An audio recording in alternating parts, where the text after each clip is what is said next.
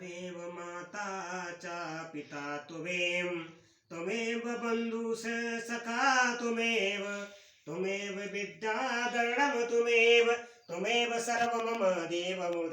जय जय महादेव त्रिपुरारी नीलकंठम जय स्मृतम। जय गणेशनम पूजनम गौरी गणेशनम आह्वानम गौरी गणे लक्ष्मी देवी नारायणी नमो नमः। जय जय श्री गणेशाय नमो नमः।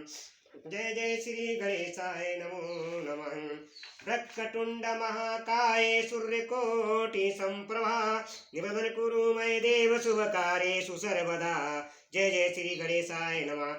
श्री गुरु चरण सरोज रज निज मन मुकुर सुधारि वरनौ रघुमल बिमल जसु चोदायक फलचारि बुद्धि न तनु जानिके सुमरौ पवन कुमार बल बुद्धि विद्या द्योमोहि हरौ कलेश विकार संकट मोचन महावीर तुम सदा जय जयकार होनन महादेव तुम सदा जय कंठ महादेव तुम सदा जय जयकार भोलेनाथ महादेव सदा जय जयकार जय जय श्री सुमनि कंठ जय जय नीलकंठ महादेव तुम सदा जय जयकार महादेव।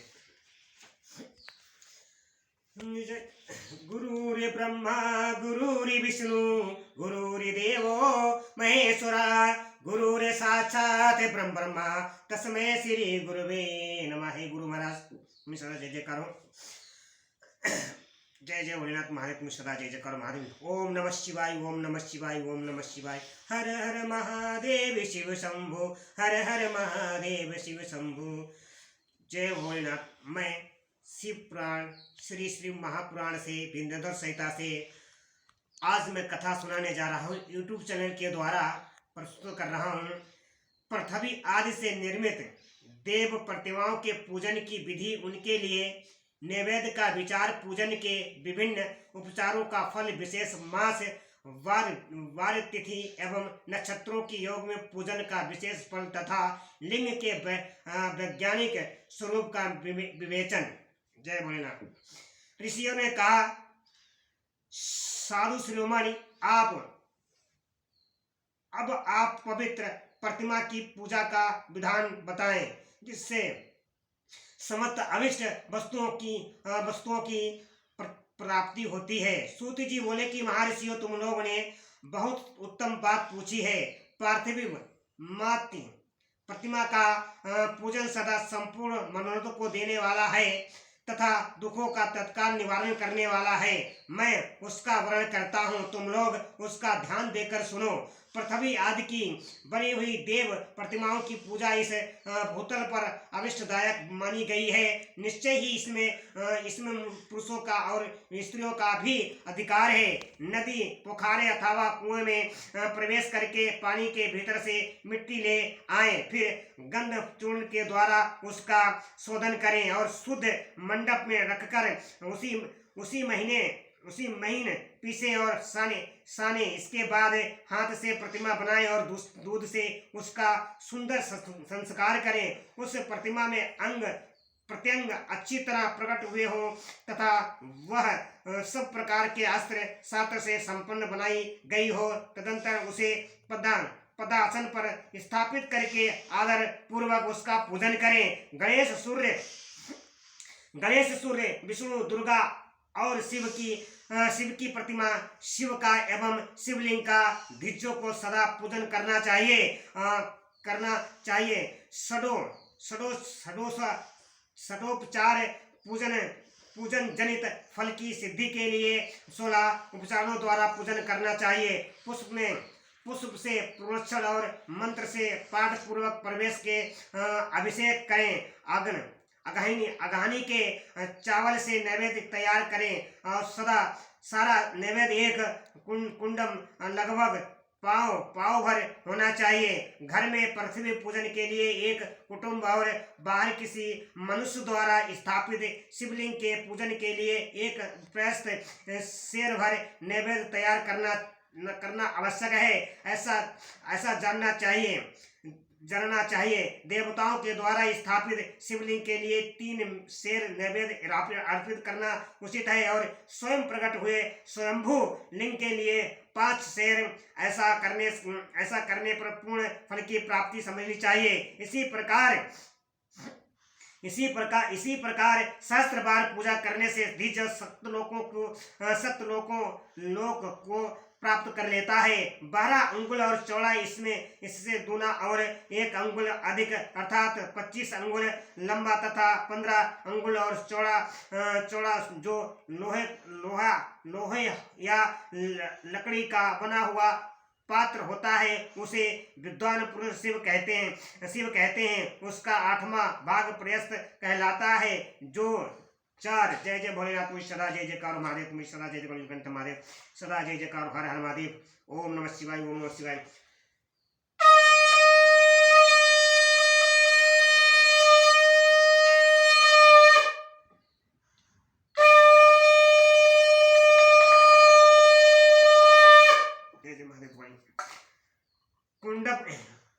कुंडव के बराबर माना गया है। मनुष्यों द्वारा स्थापित शिवलिंग के लिए इस प्रयस्त ऋषियों द्वारा स्थापित शिवलिंग के लिए 100 प्रयस्त और शंभु शिवलिंग के लिए 1 सहस्त्र प्रयस्त निवेदन किया जाए तथा जल तेल आदि से एवं गंध द्रव्यों की भी यथा योग्य मात्रा रखी जाए तो वह उन शिवलिंगों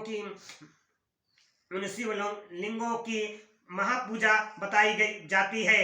देवताओं का अभिषेक करने से आत्मशुद्धि होती है। गंध से पुण्य की प्राप्ति होती है। नैवेद्य लगाने से आयु बढ़ती है और प्राप्ति होती है। धूप निवेद्य करने से धन की प्राप्ति होती है। दीप दिखाने से ज्ञान का द्रव उदय होता है और तंबूल समर्पण करने से भोग की उपलब्धि होती है। इसीलिए स्नान आदि 6 उपचारों को यंत्र पूर्वक अर्पित करें। नमस्कार और जय से दोनों संपूर्ण अभिष्ट फल को देने वाला है। इसीलिए भोग और मोक्ष की इच्छा रखने वाले लोगों को पूजा के अंत में सदा ही जय और नमस्कार करना चाहिए। मनुष्यों को चाहिए कि वह सदा पहले मन से पूजा करें, फिर उन उपचारों से करें। देवताओं की पूजा से उन देवताओं के लोकों की प्राप्ति होती है तथा उनके अवंतर लोक में भी यथेष्ट भोग की वस्तुएं उपलब्ध होती हैं। अब मैं देव पूजा में प्रयुक्त होने वाले विशेष फलों का वर्णन करता हूँ। धीचो तुम लोग सदा पूर्वक सुनो। विग्रहराज गणेश की पूजा से भूलोक में उत्तम अभिष्ट वस्तु की प्राप्ति होती है। शुक्रवार को श्रवण और भद्रपद मासों के शुक्ल पक्ष की चतुर्थी को और पौष मास से शतभिषा नक्षत्र के आने पर विधि पूर्वक गणेश जी की पूजा करनी चाहिए। 100 या 7 दिनों में 100 या सहस्त्र बार पूजा करें। देवता और अग्नि में श्रद्धा रखते हुए किया जाने वाला उनका नित्य पूजन मनुष्यों को पुत्र एवं अभिष्ट वस्तु प्रदान करता है। यह समस्त पापों का समन तथा और भिन्न दुष्कर्मों का विनाश करने वाला है। विभिन्न पर्वों में ही की हुई शिव आदि की पूजा को आत्मशुद्धि प्रदान करने वाली समझना चाहिए। बार या दिन तिथि नक्षत्र और योग का आधार है। समस्त कामनाओं को देने वाला है। उसमें बुद्धि और क्षय नहीं होता, इसीलिए उसे पूर्ण ब्रह्म स्वरूप मानना चाहिए। सूर्य उदय काल से लेकर सूर्योदय काल आने तक एक बार की स्थिति मानी गई है। जो ब्राह्मण सभी व्रणों के कर्मों का आधार है। बेहती और तिथि के पूर्व भाग में की हुई देव पूजा मनुष्यों को पूर्ण भोग प्रदान कराने वाली होती है। यदि मध्याह्न के बाद तिथि का आरंभ होता है तो रात्रि युक्त और तिथि का पूर्व भाग पितरों के श्राद्ध आदि के कर्म के लिए उत्तम बताया जाता है। ऐसी तिथि का प्रभाग ही दिन से भी युक्त होता है, अतः वही देव कर्म के लिए प्रयस्त माना गया है। यदि मध्य काल तक तिथि रहे तो उदय व्यापनी तिथि को ही देव कार्य में ही ग्रहण करना चाहिए। इसी तरह शुभ तिथि एवं नक्षत्र आदि भी देव देव कार्य में ग्रह होते हैं, वह बार आदि का भली भांति विचार करके पूजा और जप आदि करने चाहिए। वेदों में पूजा शब्द के अर्थ की इसी प्रकार योजना की गई है। पृथ्वी पूजते अनन्य यदि पूजा शब्द की व्याप्ति है। अर्थ का भोग और फल की सिद्धि, वह जिस कर्म से संपन्न होती उसका नाम पूजा है। मनोबचित वस्तु तथा और ज्ञाने ही अभिष्ट वस्तुएं हैं। सकाम भाव वाले को अभिष्ट भोग अपेक्षित होता है और निष्काम भाव वालों का अर्थ परमार्थिक ज्ञान, दोनों ही पूजा शब्द के अर्थ हैं। इनकी योजना करने से ही पूजा संबंध शब्द की सर्थ करता है। इसी प्रकार लोक और वेद में पूजा का शब्द अर्थ है विख्यात है। नित्य और नैमित्तिक कर्म कालांतर में फल देते हैं, किंतु काम्य कर्म का यदि भली भांति अनुष्ठान हुआ हो तो वह तत्काल फलद होता है। प्रतिदिन एक पक्ष, एक मास और एक वर्ष तक लगातार पूजन करने से उन कर्मों की फल की प्राप्ति होती है और उनसे वैसे ही पापों का क्रमशः क्षय होता है। प्रत्येक मास के कृष्ण पक्ष की चतुर्थी तिथि को ही हुई महागणपति की पूजा एक पक्ष के पापों का नाश करने वाली और एक पक्ष तक उत्तम भोग रूपी फल देने वाली होती है। और चैत्र मास में चतुर्थी को ही की हुई पूजा एक मास तक किए गए पूजन का फल देने वाली होती है। और जब सूर्य सिंह राशि पर स्थित हो उस समय भाद्रपद मास की चतुर्थी की हुई गणेश की पूजा एवं वर्ष तक मनोबचित भोग प्रदान कराती है, ऐसा जानना चाहिए। श्रवण मास के रविवार को हस्त नक्षत्र से एक सप्तमी तिथि को तथा और माघ शुक्ल का सप्तमी को भगवान सूर्य का पूजन करना चाहिए। श्रेष्ठ तथा भद्रपद मास को बुधवार को श्रवण नक्षत्र से एक तो द्वादशी तिथि को तथा केवल द्वादशी को भी किया गया। भगवान विष्णु का पूजन अभिष्ट संपत्ति को देने वाला माना गया है। श्रवण मास के की जाने वाली श्री हरि की पूजा अभिष्ट मनोरथ और आरोग्य प्रदान कराने वाली होती है। अंगों एवं उपकरणों सहित पूर्वक गौ आदि 12 वस्तुओं का दान करने से जिस फल की प्राप्ति होती है उसी को द्वादशी तिथि में आराधना द्वारा श्री विष्णु की तृप्ति करके मनुष्य प्राप्त कर लेता है। जो द्वादशी तिथि को भगवान विष्णु के 12 नामों द्वारा 12 ब्राह्मणों का शोषण पूजन करता है वह उनकी प्रसन्नता प्राप्त कर लेता है। इसी प्रकार संपूर्ण देवताओं के लिए विभिन्न 12 नामों द्वारा किया हुआ 12 बड़ा ब्राह्मणों का पूजन उन देवताओं को प्रसन्न कराने वाला होता है। कर्क की संक्रांति युक्त श्रवण मास से 9वीं तिथि को मृगशिरा नक्षत्र के योग में अंबिका का पूजन करें। वे संपूर्ण मनोबचित भोग और फलों को देने वाली है। ऐश्वर्य की इच्छा रखने वाले पुरुषों को उस निध अवश्य उनकी पूजा करनी चाहिए। अश्विनी मास के शुक्ल पक्ष की 9वीं तिथि संपूर्ण अभिष्ट फलों को देने वाली है। उसी मास के कृष्ण पक्ष की चतुर्थी को यदि रविवार पड़ा हो तो वह उस दिन का महत्व विशेष बताया जाता है, बढ़ जाता है। उसके साथ ही यदि अधर्रा और महाध्रा सूर्य संक्रांति से युक्त अद्रा का योग हो तो वह उक्त अवसरों पर की हुई शिव पूजा का विशेष महत्व माना गया है। मास कृष्ण चतुर्थी को की हुई शिव जी की पूजा संपूर्ण अभिष्ट फलों को देने वाली है। वह मनुष्यों की आयु बढ़ाती हुई मृत्यु कष्ट को भी दूर हटाती है और समस्त सिद्धियों की प्राप्ति कराती है। ज्येष्ठ मास से चतुर्दशी को यदि